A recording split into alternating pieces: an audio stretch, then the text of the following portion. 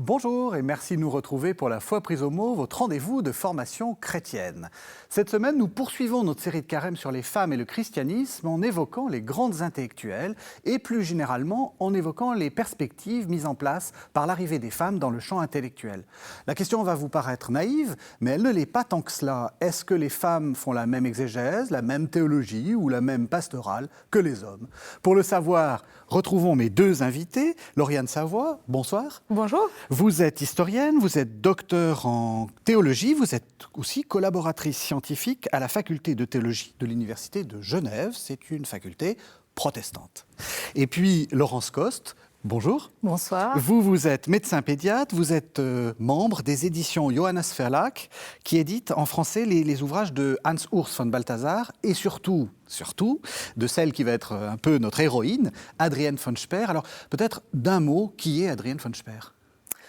Adrienne von Speer est une Bâloise qui est médecin. Elle est née au début du XXe siècle et elle a un parcours assez étonnant dans sa vie d'enfant puis adulte comme médecin et aussi dans sa vie spirituelle puisqu'elle naît dans une famille protestante. Et à l'âge de 40 ans, elle demande à entrer dans l'Église catholique. Elle est aussi, j'ai parlé tout de suite de Hans Urs von Balthasar, elle est un peu, alors comment dire, l'alter ego d'Hans Urs von Balthasar, l'interlocutrice de ce grand théologien qu'était Balthasar. Leur rencontre se fait assez tardivement, lorsque Hans Urs von Balthasar arrive comme aumônier des étudiants à Bâle en 1940. Et Adrienne a déjà une vie professionnelle et dans la société bâloise très, très ancrée, très investie. Elle cherche dans l'Église catholique, elle cherche Dieu sans jamais avoir trouvé de réponse à ces questions. Et c'est dans la rencontre avec Hans Urs von Balthasar qu'elle va trouver réponse à cette quête qui l'habite depuis l'enfance. Donc à partir de là, effectivement, va se nouer une relation, on va dire, de fille de l'Église au ministre que représente Hans Urs von Balthasar et qui va nourrir une riche vie spirituelle. Qu'on verra après peut-être. Avant, le thème de l'émission, c'est les intellectuels. Qu'est-ce que c'est qu'un intellectuel? Et après, la question, c'est qu'est-ce que c'est qu'une intellectuelle? Qu'est-ce que c'est qu'un intellectuel? Est-ce que ça a même du sens de parler comme ça?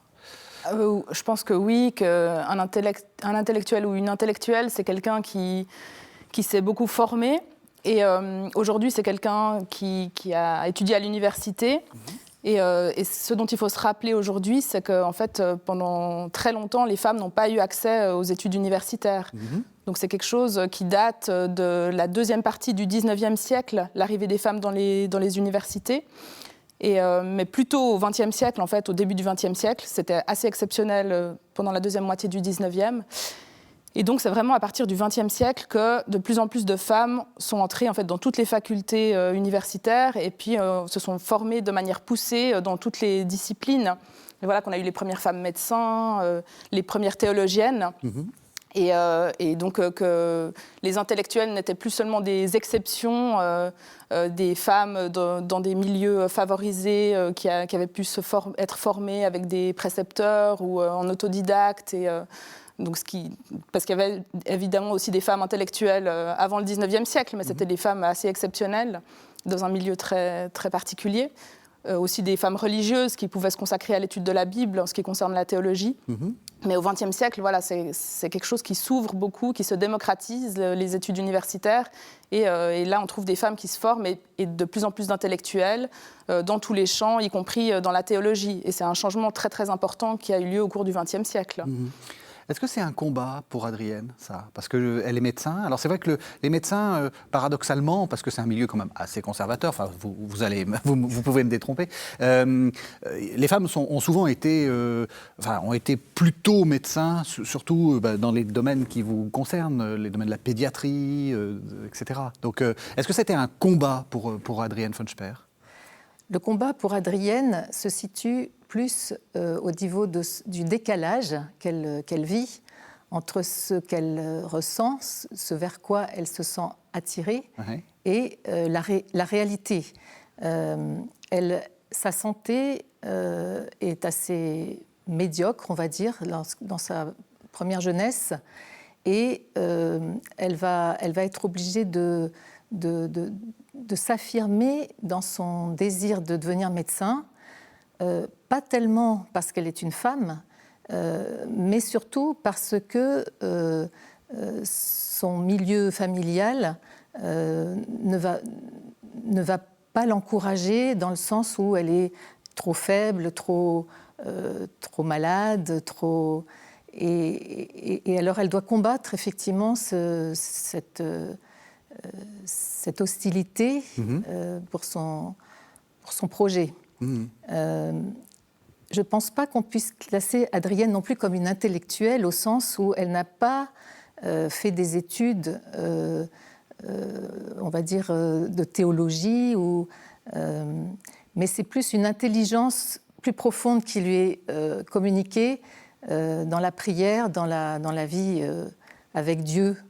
Et donc, de ce point de vue-là, elle n'a pas fait des études de théologie, mais elle a une connaissance intérieure qui l'ouvre à une forme d'intelligence peut-être plus profonde, on pourrait dire. Comment vous recevez ça, justement? Parce que c'est intéressant, parce qu'on entend quand même le milieu, la famille. Il y a effectivement la permission sociale, mais la permission, je veux dire, est-ce qu'on peut s'inscrire à l'université ou pas? Mais il y a aussi le milieu, il y a aussi la famille. Bien sûr. Bon, si elle était médecin, c'est qu'elle a quand même fait des études assez poussées. Donc même si ce n'était pas une intellectuelle au sens des sciences humaines, théologie ou philosophie, c'est quand même une femme qui a eu une formation, je pense, assez poussée si elle était médecin. Oui. Après, c'est clair que c'était en fait une période jusqu'aux années 60, 1960, c'était pour des femmes de faire des études universitaires, que ce soit des études de médecine ou des études de théologie, c'était quelque chose qui était assez osé quelque part parce que ça sortait vraiment de l'assignation des femmes à rester au foyer, à s'occuper d'abord de leur famille, d'être des épouses et des mères. Et c'est quand même ce qui était attendu des femmes jusque dans les années 1960. Et toutes les femmes qui avaient envie d'exercer une profession d'être médecin ou bien de travailler dans l'église protestante, par exemple, elles transgressaient un ordre social en voulant faire autre chose que simplement d'être épouse et mère. Je vous laisse répondre, mais on entend là un concept qu'on a déjà entendu tout au long de ces émissions. Hein, c'est ce qu'on appelle l'assignation de genre, le fait qu'un homme est plutôt conditionné par la société à devenir, à prendre une position officielle, à devenir député, à devenir maire, à devenir, à devenir président de la République quand on est en France, puisqu'il n'y a toujours pas de femmes, hein. Il n'y a pas encore eu de présidente de la République, et aux femmes d'être plutôt dans leur foyer, d'être plutôt, voilà. Qu'est-ce que vous en pensez ? De ça, est-ce que c'est pour Adrienne, peut-être pas, ou de vous-même, hein, vous pouvez aussi. Oui, je pense qu'il y a deux regards possibles, celui de la confrontation et de la revendication, oui. Hein, de part et d'autre d'ailleurs, de l'homme ou de la femme, et puis il y a ce regard de de recevoir, de recevoir sa mission ou de recevoir sa formation de Dieu ou en Dieu. Je crois que vraiment Adrienne nous montre ça. À savoir que dans une vie complètement engagée dans le monde, le chrétien peut vraiment vivre cette mission qu'il reçoit de Dieu et qu'il vit dans la foi et dans la prière, qu'il arrive à unir cette vie de prière avec cette vie active. Et à ce moment-là, je pense que le regard de confrontation ou de rivalité peut trouver un apaisement dans la mesure où chacun a sa place. Chacun peut trouver sa place, même si c'est douloureux, même s'il y a un combat. J'aime bien ce que vous dites parce que tout au long de cette série, on est parti sur des figures, etc. Et en fait, on a évité ce dialogue-là, c'est-à-dire cette idée que, portée par les femmes, il y a deux positions. Une position comme celle que vous dites, pas de confrontation, et puis une position que d'autres ont pu porter, confrontons-nous. Moi, je pense qu'aujourd'hui, on a une grande liberté, justement, parce qu'on a on a un champ des possibles qui est assez ouvert devant nous. Mais je pense que c'était, par exemple, si on retourne au début du XXe siècle, il y avait, par exemple, dans le monde protestant, des femmes qui ressentaient une vocation, par exemple, à exercer un ministère dans l'Église protestante, un ministère pastoral, et à une époque où ce n'était pas encore possible. Mais elle sentait cet appel très fort, cette vocation. Et en fait, il a fallu réunir un certain nombre de conditions pour que ce soit possible qu'elles puissent faire des études de théologie et puis après voir leur vocation reconnue par une église. Et il y a une situation où ce n'était pas encore possible et il y a dû avoir des pionnières qui ont dû quand même affirmer moi, je ressens une vocation, j'aimerais travailler pour l'Église, j'aimerais donner ma vie pour travailler pour mon Église.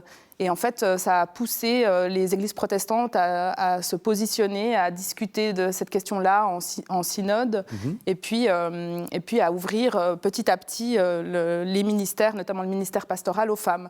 Mais il y a dû avoir des pionnières qui, à la fois, parlaient de vocation et d'une mission, justement, qu'elles sentaient avoir, et des compétences qu'elles pensaient aussi avoir et qu'elles pensaient pouvoir apporter à l'Église. Mais voilà, elles ont quand même dû affirmer une position sans être dans la confrontation, parce que souvent les pionnières, en tout cas dans les églises protestantes, dans le domaine de la théologie, souvent les pionnières ne partaient pas à la confrontation avec l'Église ou avec les hommes. C'était pas des suffragettes.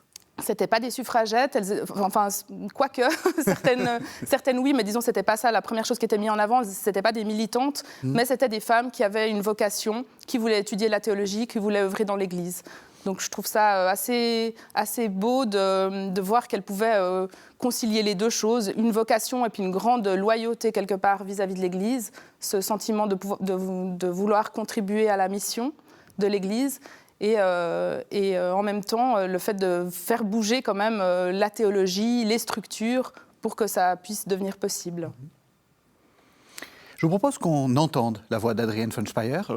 On va entendre un extrait d'un livre qui s'appelle « Le discours d'adieu ». Donc elle commente en fait un passage de l'évangile de Jean. Et on va l'entendre. J'arrête de bavarder. On écoute Adrienne, c'est plus intéressant que mon bavardage. Le monde sait que la venue du Seigneur signifie pour lui une exigence en laquelle il découvre surtout les choses qu'il n'est pas prêt à donner. Il ne veut pas renoncer à son propre point de vue, ne veut pas s'abandonner à la personne du Seigneur et se laisser ainsi transformer par lui selon la volonté du Père. Le sens de cette transformation lui échappe, bien que Dieu, dans sa promesse, le lui ait précisé. Le monde qui tolérait en quelque sorte le Père, qui acceptait même sa loi et ne s'y opposait pas ouvertement, croit s'être acquitté ainsi du maximum. Se laisser initier à quelque chose de nouveau, qui ne cessera jamais d'être nouveau, il n'y consent pas. que peut exiger de plus l'auteur de la loi? Il faut que dans l'homme, la parole se transforme en vie, en quelque chose qui l'accompagne et le guide pas à pas et qui veut devenir plus important que son propre moi. C'est une réalité qu'on ne peut jamais contrôler parce qu'elle demeure toujours quelque chose d'inachevé. Le monde ne veut pas de cela.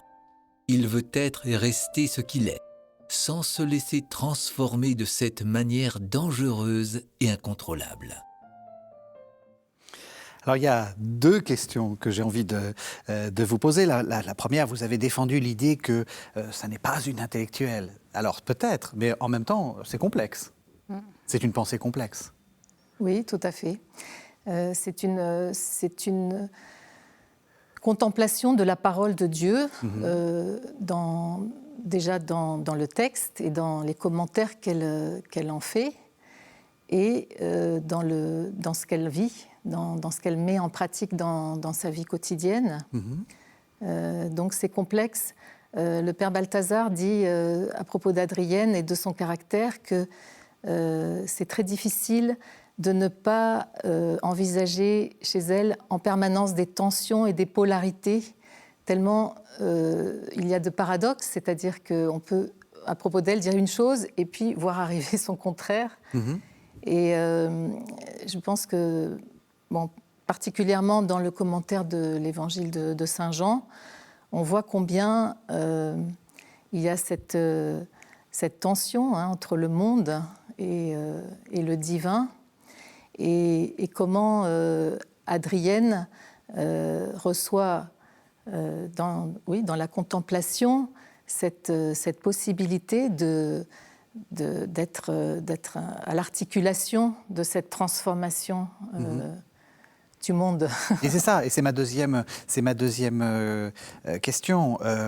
On sent qu'elle a une vie qui n'est pas ni militante, mais en même temps, c'est quelqu'un qui a une vision très presque révolutionnaire du monde. Il faut que le monde bouge, il faut que le monde change, il faut qu'il se laisse christianiser.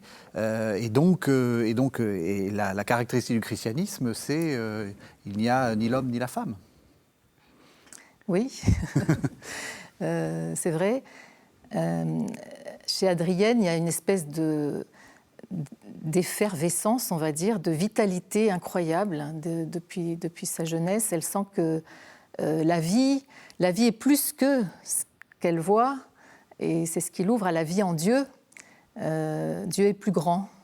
Dieu est plus grand, la vie est autre. Lorsqu'elle rencontre dans son enfance les premiers malades, elle accompagne son père qui est médecin ophtalmologiste dans ses visites auprès des jeunes aveugles. Et tout de suite, elle a un regard qui la pousse à vouloir servir, et c'est de là qu'elle va tirer sa vocation de médecin. Elle veut servir, et en même temps, elle en voit la limite, c'est-à-dire qu'elle veut tellement servir qu'elle dit « mais je pourrais peut-être devenir aveugle pour que cet enfant voie ». Elle va jusque-là. Ça l'ouvre à la concept de la substitution qu'elle va développer plus tard.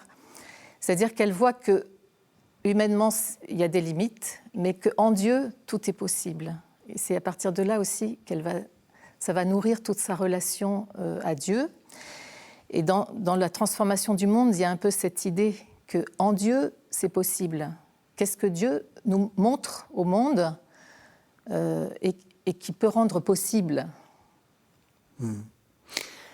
C'est une question qui est peut-être interdite, mais j'ai quand même envie de vous la poser. Est-ce que vous n'êtes pas spécialiste particulièrement d'Adrienne von Sperr, est-ce que j'ai le droit de dire ça, c'est une spiritualité particulièrement féminine? Alors, voyez l'enjeu de la question. Oui, c'est une question qu'on peut poser. Comme pour la théologie, est-ce qu'il y a un apport féminin à la théologie? Et alors, vous allez me dire, et ça va nous permettre de mettre en place un autre concept, qui est le concept d'essentialité. Alors, c'est vrai que moi, je ne suis pas spécialiste des mystiques, ni des grandes figures spirituelles particulièrement. Mais par contre, j'ai beaucoup étudié les pasteurs, et puis c'était aussi une question qui a habité ma recherche, de savoir si les femmes pasteurs sont différentes des hommes pasteurs. Hein, c'est toujours une question qu'on peut se poser.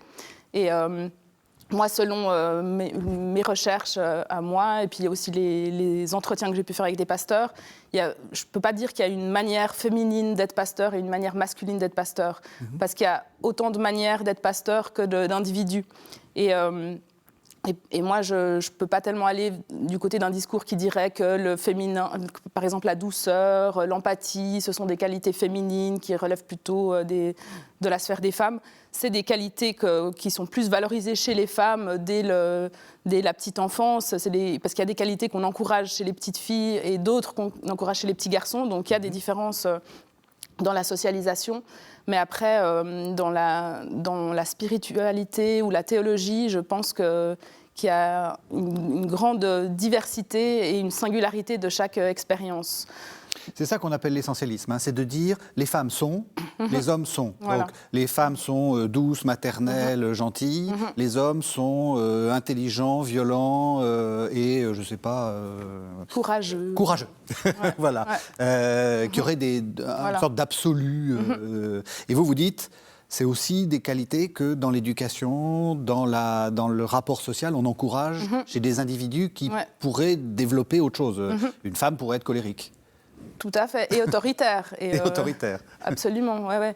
Et donc, mais je pense que ce qui a une influence sur la spiritualité et la théologie, c'est les expériences que chaque personne fait. Et puis, évidemment que, par exemple, l'expérience de la maternité, elle peut avoir un grand impact sur ma spiritualité, ma théologie, et que c'est quelque chose que je peux travailler, qui va avoir un impact profond sur ma personne. Mais comme on peut être une femme sans être mère, et on peut être un père, et puis réfléchir aussi beaucoup à cette dimension-là de l'engendrement. Donc voilà, ça change beaucoup selon les individus.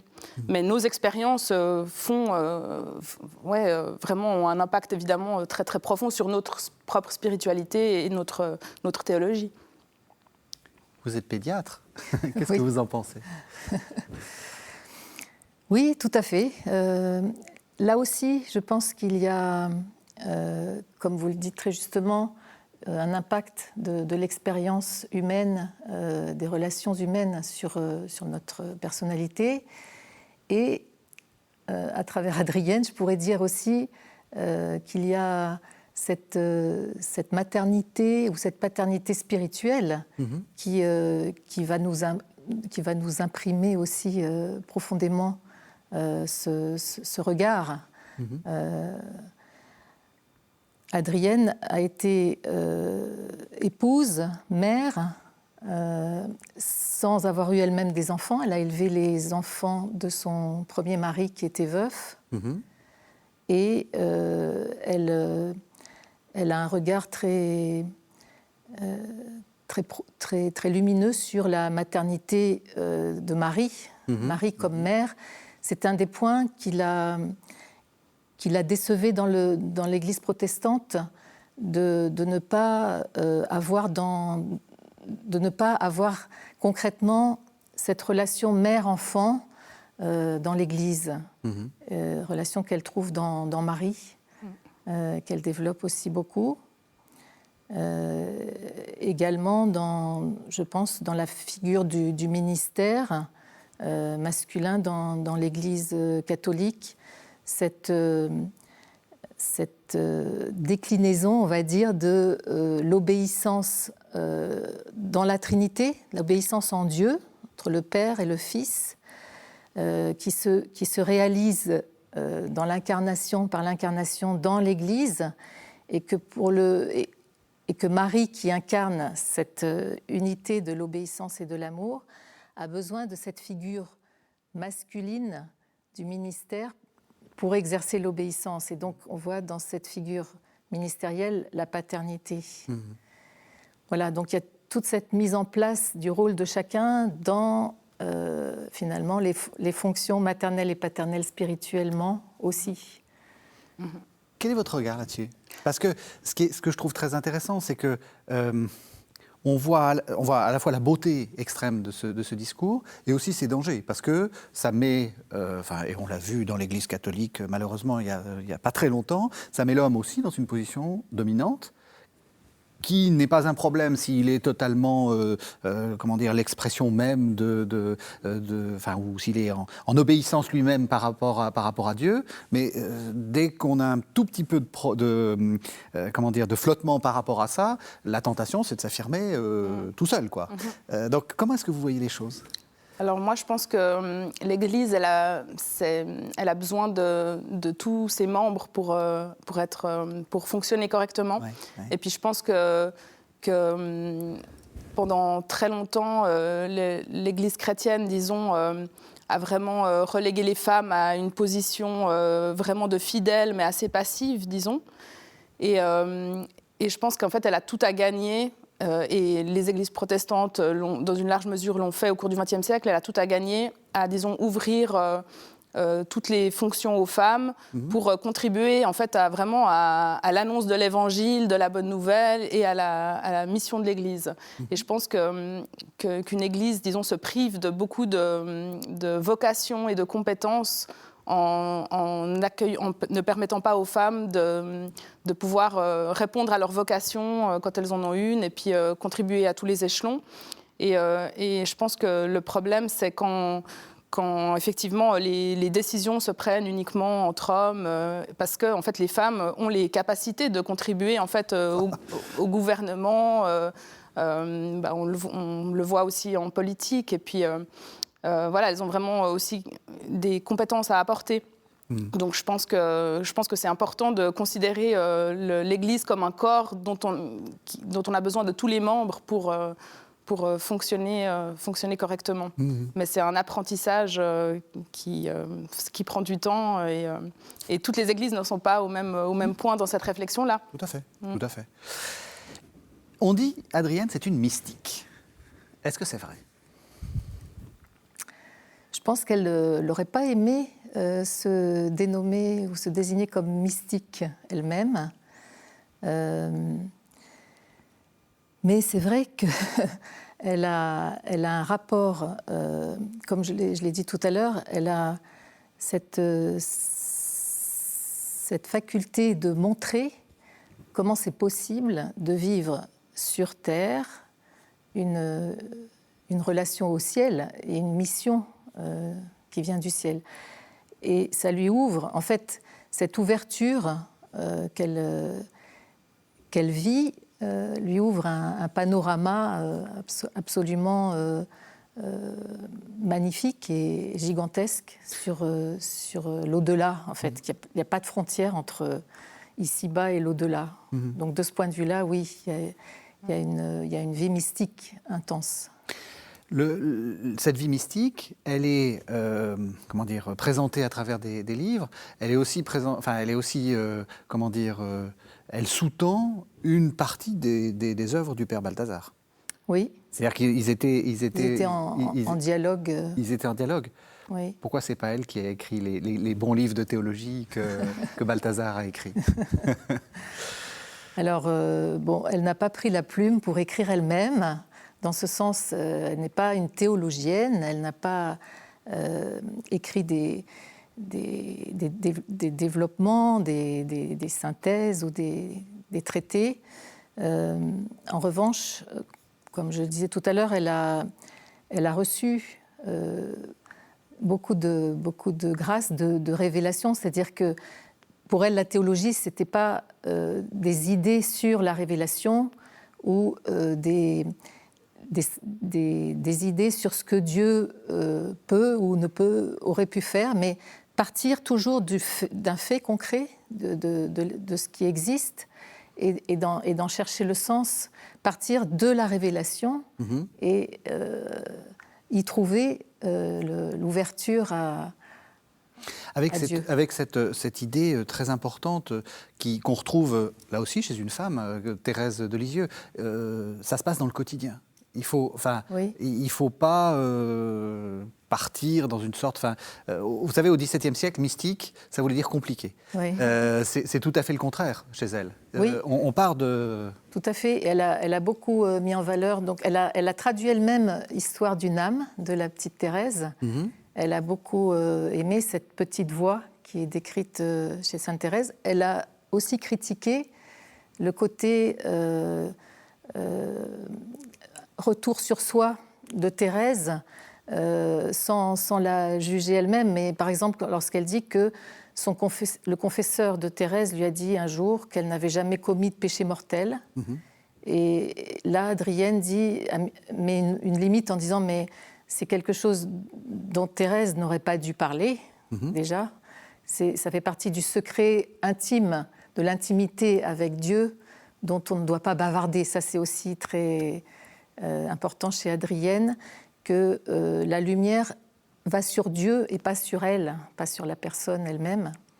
Une autre personne qu'elle aime beaucoup aussi, c'est Sainte Hildegarde. Adrienne la cite souvent, dans ce sens où elle dit, pour Sainte Hildegarde, Dieu n'a pas besoin de prières compliquées, de choses compliquées, mais simplement d'être complètement engagée et de devenir compétente dans son domaine médical aussi, Sainte Hildegarde, et d'en recevoir les bénédictions de Dieu. Sous-entendu que voilà, le fruit revient à Dieu. Et au fond, la vie mystique, c'est ça, comme vous dites, c'est un aller-retour incessant entre la vie active et le fruit. On voit qu'il y a donc cette sorte de filiation, Hildegarde de Bingen, Thérèse de Lisieux, Adrienne von Speer. On a tendance de parler des mystiques, et quand on parle des mystiques, souvent on pense à des femmes. Enfin, en tout cas, dans le XXe siècle, on pense souvent à des femmes. Là aussi, je repose ma question. Est-ce qu'on ne pourrait pas se questionner pourquoi on les met comme mystiques ? On les a longtemps considérés comme mystiques, et le cas de Thérèse de Lisieux est très très intéressant parce qu'on l'a longtemps considérée comme une mystique un peu gentille, et à un moment on l'a fait docteur de l'Église, donc super théologienne. Donc ça nous dit que le rapport sur cette activité que les femmes ont vis-à-vis, dans un dialogue intérieur avec Dieu, peut changer, y compris dans notre manière de les voir.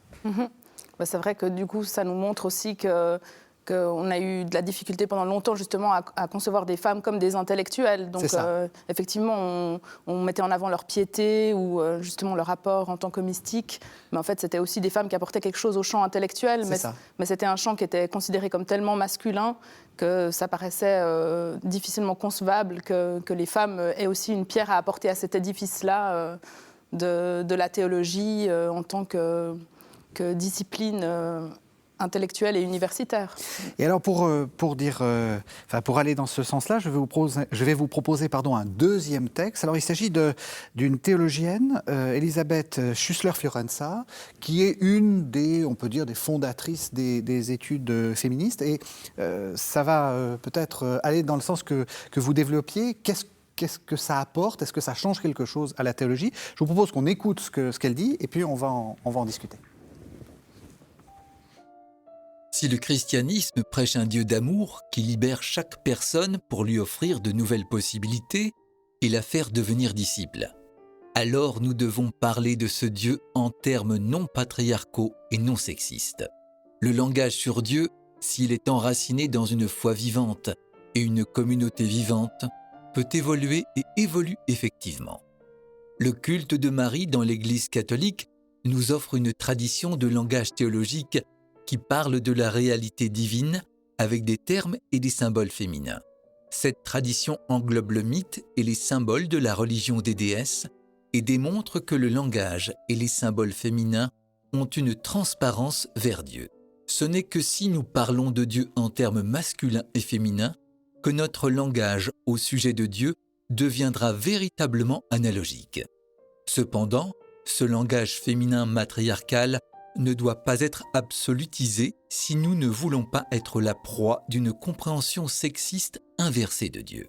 Le langage chrétien sur Dieu doit transcender le langage et les symboles patriarcaux et matriarcaux, tout en utilisant une grande variété d'expressions humaines pour refléter la pluriformité des expériences humaines. Voilà, alors voilà quelque chose d'intéressant, parce que on voit bien que c'est quand même largement des femmes qui se sont aperçues, si je puis me permettre, que Dieu est au-delà des différences de genre, c'est-à-dire que Dieu n'est ni homme ni femme. Et c'est quand même elles qui ont largement promu cette idée. Et ce qui est intéressant aussi, c'est que Elisabeth Schussler-Fiorenza dit attention, il ne faut pas non plus en faire un Dieu-femme. C'est ça l'écueil. Donc on voit que c'est une position subtile, complexe, au-delà des caricatures. Tout à fait. Je pense que là, vraiment, les femmes théologiennes ont apporté quelque chose de nouveau, vraiment, surtout dans le dernier tiers du XXe siècle. Et effectivement, Elisabeth Schussler-Fiorenza, c'était une figure fondatrice et très, très importante. Et ce qui est important, c'est qu'effectivement, elles n'ont pas voulu remplacer une image mâle de Dieu qui existe quand même. Il suffit de penser à l'histoire de l'art et aux représentations de Dieu comme un vieil homme. Et puis évidemment à la Trinité avec un Dieu, le Dieu Père. Donc c'est une image qui est bien présente. Mais en même temps, les théologiennes, notamment qu'on appelle théologiennes féministes, elles ont mis en avant le fait que même dans la Bible, il y a des images aussi féminines de Dieu. Il y a des images de Dieu qui sont au-delà effectivement du genre et qu'il ne faut pas restreindre en fait les images qu'on utilise ou les langages pour parler de Dieu. Que notre langage humain, il est assez pauvre finalement et par rapport à Dieu qui est au-delà de nos langages. Et en fait, vraiment, les théologiennes féministes, elles ont appelé à ouvrir, à imaginer de nouvelles manières de parler de Dieu. Par exemple, il y a beaucoup de théologiennes qui mettent plus en avant la dimension esprit, aussi en utilisant des termes comme le souffle de vie. Enfin voilà, ça c'est des nouvelles manières de parler de Dieu qui apparaissent dans le dernier tiers du XXe siècle et qui sont importantes pour en fait aussi que chaque personne puisse en fait développer sa propre spiritualité en utilisant des langages qui lui parlent en fait. Donc c'est vraiment une démarche importante et encore aujourd'hui on a ce besoin-là d'utiliser vraiment différentes images pour parler de Dieu. Et en même temps, donc Elisabeth Schussler-Fiorenza, qui est catholique, dit attention, ne faisons pas les mêmes erreurs. C'est ça que... Parce que, je ne sais pas comment vous le voyez, mais on a souvent une image très caricaturale, en fait, des études féministes. En disant, c'est du militantisme, on veut à tout prix mettre en avant l'image de la femme, ce qui est tout à fait légitime, on a le droit d'être militant. Mais c'est plus compliqué que ça. C'est plus compliqué parce qu'il ne s'agit pas de remplacer, effectivement, par exemple, une image masculine de Dieu traditionnelle par une image féminine de Dieu. C'est la voie que choisissent certaines théologiennes, c'est une voie qui a pu exister, mais je pense que la majorité des théologiennes féministes, ou du moins de celles qui restent dans leurs églises, c'est cette idée simplement d'ouvrir le champ des possibles, de dire ne nous limitons pas à l'image du Dieu Père et d'un Dieu qui aurait des traits masculins comme dans l'art, mais envisageons aussi Dieu dans une sorte de maternité. Il y a des belles métaphores qui existent dans l'Ancien Testament où il est question des entrailles de Dieu, de la tendresse de Dieu. Et retrouvons aussi ces ressources-là qui existent dans les textes bibliques et pour utiliser d'autres images qui peuvent parler à chacun, chacune dans son cheminement spirituel. Qu'est-ce que ça vous évoque ? Oui, ça m'évoque un peu ce qu'Adrienne a essayé de combattre aussi, peut-être des idées ou des théories qui sont plus dans qu'est-ce que Dieu pourrait représenter ou me représenter. Lorsqu'elle insiste vraiment sur le sérieux de l'incarnation, elle dit que c'est dans cette incarnation que Dieu montre qui il est, montre effectivement cette relation Père, Fils, Esprit, et que c'est là que s'organise ou que se réalise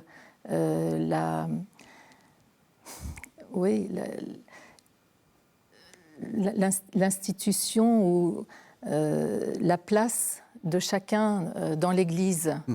Et donc, finalement, c'est pas tellement de savoir est-ce que Dieu est plus mère, est-ce que Dieu est plus père, que finalement, dans l'incarnation, il nous donne à voir une mère, Marie, Oui. et finalement, il montre combien il y a une polarité dans l'Église entre la mère et les enfants et un Dieu aussi qui est en relation, en perpétuelle relation. La mère comme épouse, Oui, oui. et que là, chacun trouve sa place qui est éminemment féconde. Donc, je trouve... Enfin, moi, je suis tout à fait touchée par cette insistance d'Adrienne sur le fait que dans la révélation, il y a cette dimension incarnée qui est le centre, autour duquel, bien sûr, beaucoup de réflexions et de participation peuvent s'inscrire, mais c'est plutôt aller contre des théories sur Dieu. Oui, c'est ça. Je trouve ça vraiment important. De Dieu. C'est d'ailleurs ce que dit Elisabeth Schussler-Fiorenza. Le langage sur Dieu doit finalement transcender le langage des symboles matriarcaux, mais aussi tous les autres. Enfin, je veux dire, c'est tout à fait. Pourquoi est-ce que, comment est-ce qu'on passe du féminisme, donc promouvons la place des femmes, à ce qu'on a appelé les études de genre? Et comment est-ce que dans le monde intellectuel, ça s'organise, tout ça? Alors, je pense que les études féministes, donc dans tous les champs universitaires, se sont développées pour sortir les femmes de l'invisibilisation. Un autre concept que nous avons beaucoup développé. Par exemple, si on regarde l'histoire, on peut constater que jusque dans les années 70-80, en fait, les femmes sont largement oubliées de pans entiers de la recherche historique et qu'elles sont en fait redécouvertes, leur rôle est redécouvert au cours de l'histoire dans toutes les époques, par les travaux notamment de femmes intellectuelles, d'historiennes qui s'emparent de ces questions-là et qui recherchent les traces des femmes dans l'histoire.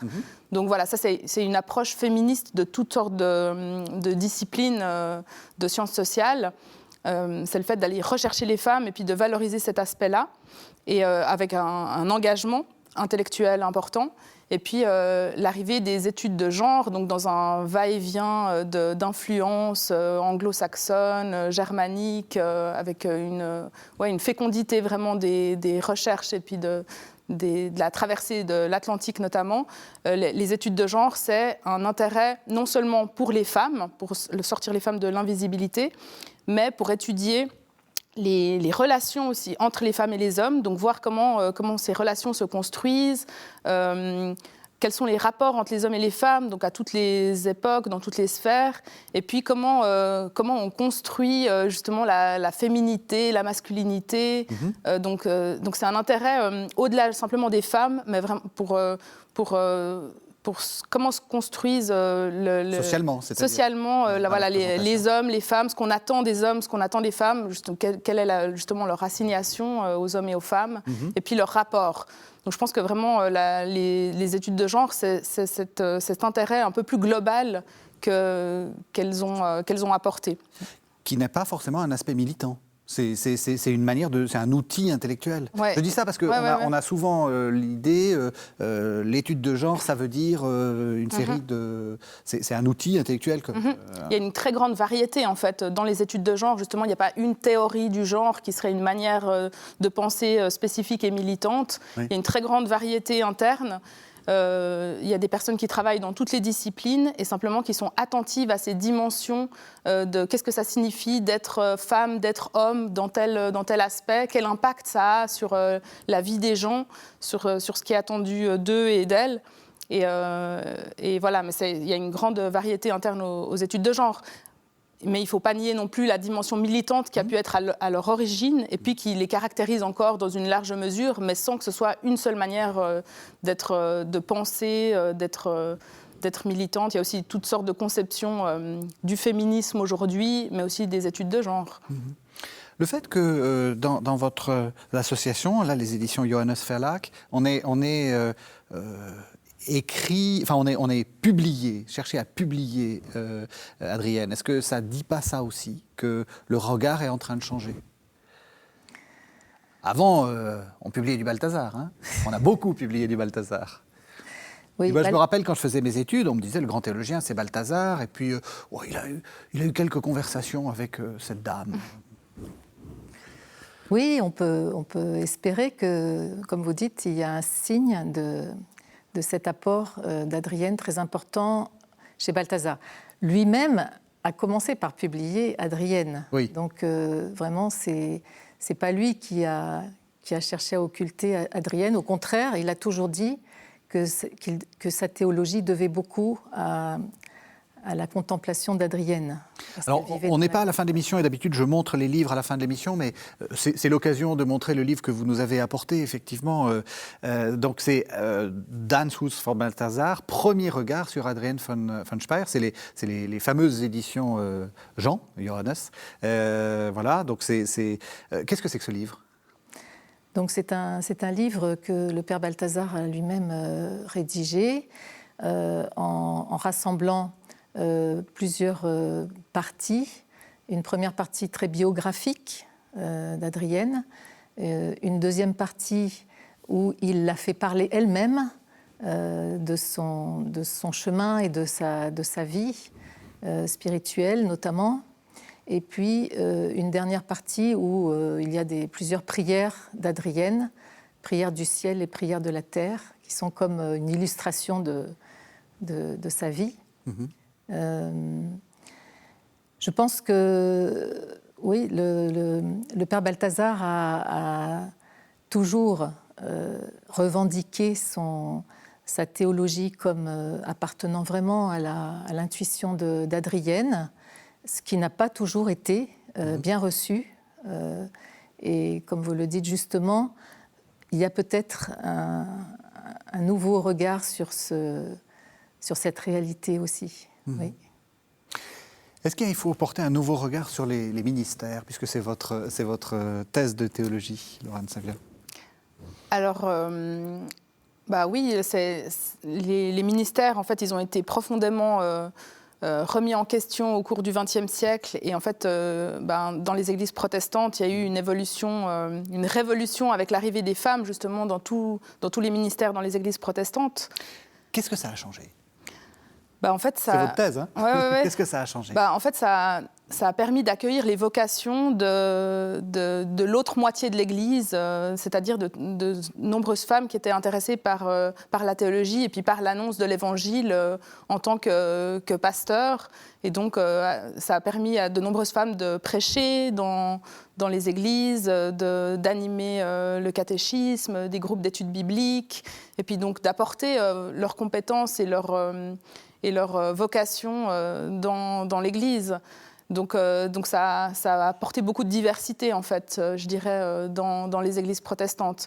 Là, il faut savoir quand même qu'aujourd'hui, il y a autour de 40% de femmes pasteurs dans les églises protestantes, disons, de Suisse et de France, en tout cas.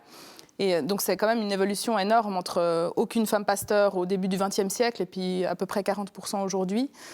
Et je pense que l'Église bénéficie de toutes ces vocations-là qui étaient impossibles il y a une centaine d'années. Est-ce que, pour revenir au thème de l'émission, est-ce qu'elles ont apporté aussi une intelligence, parce que est-ce que ça change qu'il y ait des intellectuelles femmes ? Oui, je pense qu'elles apportent beaucoup. Pas forcément parce qu'elles sont femmes, mais parce qu'elles ont des expériences qui sont les leurs. Et puis, justement, elles apportent aussi un intérêt, par exemple, pour des textes bibliques qui étaient peu lus auparavant durant les messes ou les cultes dominicaux. Et puis, voilà, il y a des textes... Par exemple, vous pensez à quoi ? Je pense typiquement aux textes où il est question de dimension plus maternelle de Dieu. Je pense à des textes sur les relations entre Jésus et les femmes. Il y a certains textes qui étaient un peu hors radar, qui n'étaient pas tellement lus durant les dimanches, et en fait que les femmes mettent en valeur, parce que c'est des textes qui ont des choses à nous apporter aujourd'hui. Et puis, je pense que les femmes, elles apportent toute une pluralité de regards sur les textes bibliques, de manières de parler de Dieu, d'annoncer l'Évangile. Et elles contribuent vraiment à la mission de l'Église aujourd'hui. C'est l'occasion peut-être de parler du livre que vous avez coordonné avec Elisabeth Parmentier, qui s'appelle « Une Bible des femmes ». Qu'est-ce qu'on trouve dans « Une Bible des femmes » ? Alors, dans Une Bible des femmes, qui est parue en 2018, on trouve des regards d'une vingtaine de théologiennes catholiques et protestantes. Donc, c'était un projet collectif, œcuménique, donc un beau projet, où notre idée, c'était de travailler sur des textes bibliques, principalement en tandem, pour montrer en fait ce que des textes bibliques parfois peu connus peuvent nous apporter aujourd'hui, sur une réflexion justement sur être femme ou homme au XXIe siècle, et puis aller un peu contre les préjugés qui sont assez tenaces aujourd'hui. La Bible souvent est peu connue, c'est un patrimoine qui se perd petit à petit, et nous on voulait montrer qu'on peut être femme et féministe au XXIe siècle, et puis lire la Bible, et qu'on peut y trouver vraiment des ressources spirituelles pour notre vie.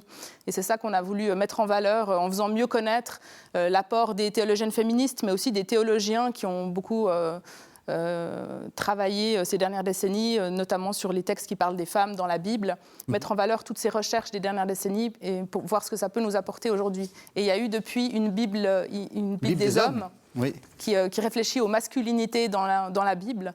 Et je pense que c'est des travaux qui méritent d'être connus. Absolument. Et qui nous parlent aujourd'hui et qui nous font redécouvrir la Bible d'une autre manière. Dernière question, Laurence Coste. Je pense que Adrienne von Sperr est une très grande théologienne. Quand on veut commencer à lire Adrienne, quel est le premier texte qu'il faut lire ? Peut-être le plus accessible ? Un conseil pour nos téléspectateurs, pour leur carême ? Il y a le livre, je pense, par lequel on peut entrer chez Adrienne, c'est La servante du Seigneur, tout un développement sur le oui marial, que Dieu a besoin du oui de l'homme pour se faire homme en mari, et encore aujourd'hui, pour se faire homme dans notre vie, dans le monde, il a besoin du oui de l'homme, au sens... noble, c'est-à-dire l'homme et la femme. Exactement. Merci beaucoup. Merci à toutes les deux. Merci de nous avoir suivis. Vous savez que vous pouvez retrouver cette émission sur le site internet de la chaîne www.ktotv.com. Et on se retrouve la semaine prochaine pour un nouveau numéro de cette série de Carême.